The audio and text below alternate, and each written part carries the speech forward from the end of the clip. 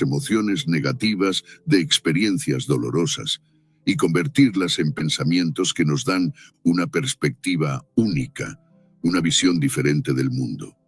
Tal y como determinó Zenón, los estoicos se reunían, discutían y enseñaban filosofía en un lugar público y permitían el acceso a todo aquel que quisiera beber de esta fuente. Su filosofía general era ampliamente conocida. Creían que los principios estoicos podían beneficiar enormemente a cualquiera, por lo que no tenía sentido para ellos ocultar este conocimiento tras las cuatro paredes de una escuela o de los patios del palacio. Como resultado, todos, desde los esclavos hasta los emperadores, podían aprender, y así muchos se convirtieron en estoicos.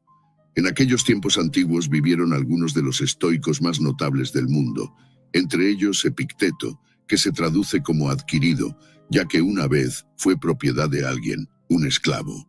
Otros estoicos notables fueron Séneca, reconocido estadista, y Marco Aurelio, emperador romano y uno de los hombres más poderosos de la antigua Roma.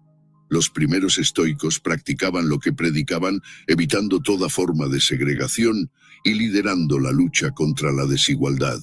Incluso inventaron la palabra cosmopolita, que literalmente significa ciudadano del mundo, universalista. Al ser tan diversos y proceder de tantos lugares, los estoicos predicaron y siguieron un modelo de unidad y unión, incluso en una época en la que no era ventajoso nacer mujer, pero incluso las mujeres podían aprender libremente el estoicismo y convertirse en estoicas. Ahora empiezas a entender por qué en la antigüedad tanta gente adoptó el estoicismo como forma de vida. Trayéndolo a la actualidad, en nuestro mundo lleno de imprevistos, nuestras emociones desbocadas tienden a entrometerse e influir en nuestras vidas, al tiempo que generan reacciones y comportamientos negativos ante las dificultades en general. En realidad, no es porque nos ocurran cosas malas por lo que nos deprimimos, sino porque son inesperadas y están fuera de nuestro control. Por ejemplo, la lluvia es algo bueno. Ayuda a regar nuestras plantas, proporciona agua para el ganado y mantiene la temperatura fresca y húmeda. Pero lo cierto es que cuando esa nube oscura y cargada de relámpagos te pilla en un lugar desprotegido y sin paraguas, nunca es una buena experiencia. Entonces, ¿por qué el pensamiento estoico nos dice que no nos enfademos ni maldigamos cuando llega la tormenta? Piénsalo. Aunque estés en medio de una tormenta, aunque la situación parezca muy mala, hemos aprendido que esperar a que la lluvia caiga y pase es inevitable. No podemos controlar el tiempo, aunque sea horrible estar en medio de una tormenta. La única certeza que tenemos en este momento es que la lluvia acabará pasando. El cielo se abrirá y todo volverá a la normalidad. El estoicismo nos enseña que, a pesar de ser inherentes, las cosas y los acontecimientos malos forman parte de nuestra vida y debemos aceptar que quizá tengamos que pasar por ellos en algún momento. Imaginemos el peor de los desenlaces y contentémonos con saber que podría ocurrir. 9. Aprender a vivir con menos. Uno de los ejercicios estoicos más conocidos es la práctica del malestar voluntario, un ejercicio diseñado para aumentar los sentimientos de gratitud. Duerma en el suelo de la cocina, tome una ducha fría, cambie parte de su dieta, por ejemplo comiendo alimentos fríos y crudos. No coma nada más que vegetales durante unos días. Cosas como este ejercicio te ayudarán a darte cuenta de que, por muy difícil que sea, sobrevivirás y potencialmente prosperarás si tu mentalidad es la correcta.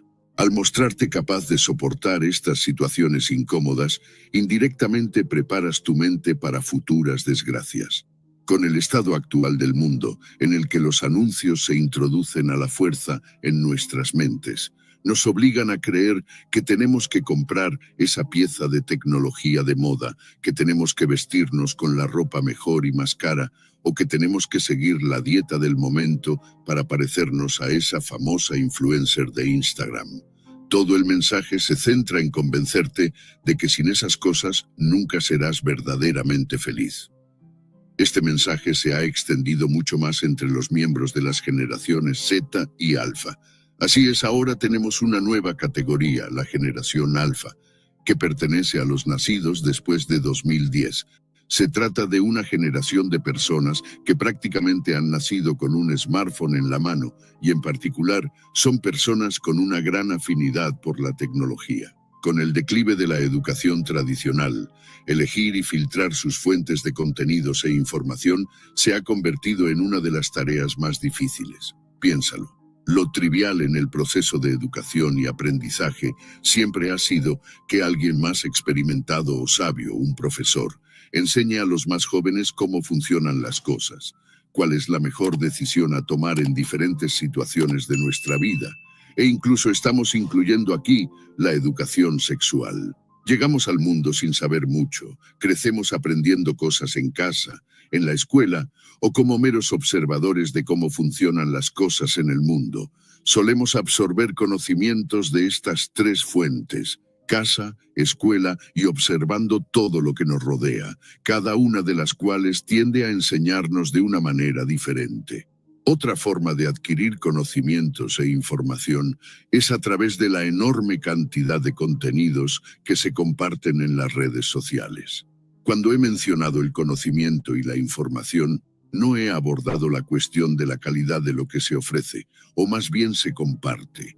Se ha vuelto demasiado común en las diversas plataformas de contenido, especialmente de vídeo, encontrarse con una enorme cantidad de contenido mediocre, sin compromiso, sarcástico y preocupado principalmente por generar suscriptores y seguidores fieles. La pregunta es, ¿realmente necesitamos interiorizar todos estos conocimientos? Si lo hiciéramos, podríamos, sin saberlo, establecer expectativas poco realistas para nuestras vidas, lo que en última instancia nos dejaría decepcionados e insatisfechos. Al fin y al cabo, no existe una forma ideal de vivir. Dejemos de buscar lo perfecto donde la perfección no existe. En lugar de eso, debemos centrarnos en mejorarnos a nosotros mismos, debemos hacer las cosas por nosotros mismos y solo por eso. Alimentar cualquier esperanza en cosas externas o apegos secundarios a las acciones que realizamos casi siempre conduce a la decepción.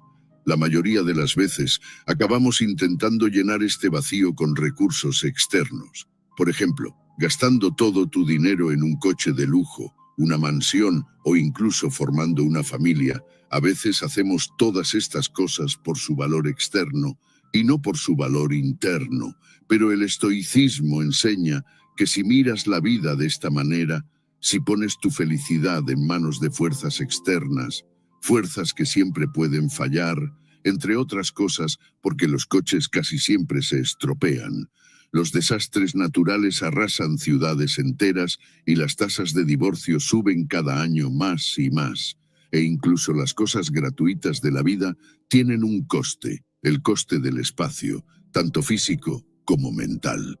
Como escribió una vez Séneca, aprender a vivir con menos creará espacio en tu vida para las cosas que realmente te importan. En lugar de eso, deberíamos situar nuestra felicidad en nuestro valor intrínseco como humanos, en lugar de basarla en las cosas que tenemos o que podemos adquirir físicamente. Deberíamos optar por hacer todo lo posible por mantener la cabeza fría, independientemente de lo que la vida nos depare, porque independientemente de lo que deseemos, al fin y al cabo, no tenemos control sobre la mayoría de las cosas que nos ocurren, pero sí tenemos todo el control sobre cómo reaccionamos ante esos acontecimientos, lo que básicamente describe lo que es la dicotomía del control, el principio más importante de la filosofía estoica. 10. Dicotomía del control. Preocúpate por lo que está bajo tu control. Los estoicos enseñan que debemos aprender a separar lo que controlamos de lo que no podemos controlar. Necesitamos determinar nuestro valor, no en base a nuestros resultados, en términos de cosas que no podemos controlar, sino en base a las cosas, las metas que podemos esforzarnos por alcanzar. Así que querer renunciar a tu trabajo, a tu matrimonio y a otras cosas cuyo resultado no puedes controlar simplemente porque las cosas no han salido como habías planeado, es un comportamiento un tanto infantil y poco inteligente. Te pondré un ejemplo muy práctico de algo que yo mismo no puedo controlar. Por eso siempre uso esta dicotomía del control. Imagina que hacer vídeos en YouTube es mucho más fácil que ser un emperador romano, pero aún así puede ser un gran reto. En primer lugar, porque tienes que formarte una idea sobre el tema o asunto que vas a tratar en tu guión. Y esto es algo que puede llevarte una eternidad.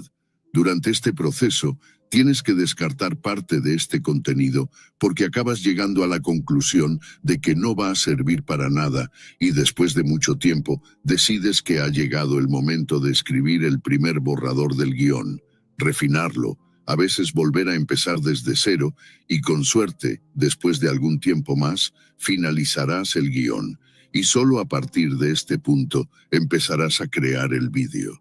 En el proceso de edición se te ocurrirán innumerables ideas nuevas, cosas que incluir, y se consumirá más tiempo.